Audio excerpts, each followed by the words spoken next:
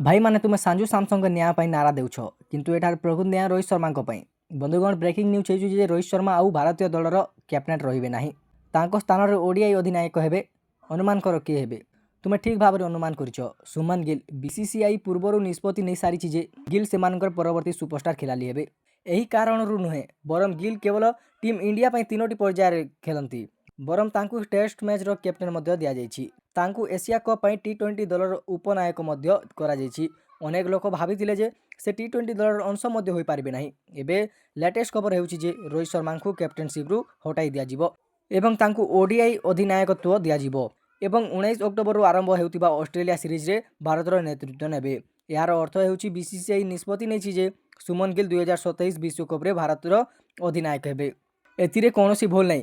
समस्ते भविष्यत उपरे ध्यान देवा उचित एवं जदि आपण 2027 में प्लानिंग आरंभ करने चाहती तेबे तेबे एहाटर बल समय आउ किछि नाही। आगामी 2 वर्ष मध्य अक्टोबर किंबा नवेम्बर में विश्वकप खेला जाउछि। तेणु सुमन गिल प्रति कौनसी शत्रुता नहीं। किंतु बड़ प्रश्न हेउछि रोहित शर्मा कौन भूल करथिले? बीसीसीआई रोहित शर्मा को अधिनायक भाव में नियुक्ति करथिला कारण धोनी परे कौनसी अधिनायक आईसीसी ट्रॉफी जीति पारि नथिले। रोहित गत वर्ष आपणक टी20 ट्रॉफी जीति यही वर्ष चैंपियन ट्रॉफी एवं जदि से 2027 विश्वकप जीति थांते तेबे से धोनी रेकर्डर समकक्ष होइतांते। किंतु तांकु अधिनायक पदरु हटाइबा अर्थ हेउछि धोनी एपर्यंत समस्त आईसीसी ट्रॉफी जीति एकमात्र भारतीय अधिनायक हेबे। मु एठारे गोटे कथा स्पष्ट करबाक चाहे। रोहित शर्मा एकमात्र जे अधिनायक पद हराइछंती। वर्तमान तांकु दलरु हटाई दिया जिवो बोली कोनोसी सूचना मिली नाही एवं तांकर वर्तमान फॉर्म को देखिले यह हेबा उचित नुहे। रोहित को सर्वोत्तम फॉर्मेट हेउछि ओडीआई क्रिकेट। ओडीआई क्रिकेट तांकर फॉर्म उत्कृष्ट एवं तांको टेस्ट क्रिकेट रु बाद देवा यथार्थ होई पारे।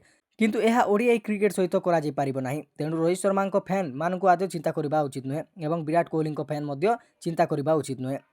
वर्तमान पई आपण उभयंकु अक्टोबर 19 रु आरंभ हेउतिबा ऑस्ट्रेलिया विपक्ष सीरीज रे देखिबे एवं जदि से माने भल प्रदर्शन करते तेबे से माने 2027 विश्वकप रे मध्य खेलिबे। एबे अहमदाबाद रे खेला जायतिबा वेस्ट इंडीज टेस्ट विषय रे आलोचना करबा। मु आपनकु पूर्वरु कहिथिली जे टीम इंडिया को आउ थोरे बैटिंग करबा को पड़िबो नाही एवं ठीक सही परि घटिला।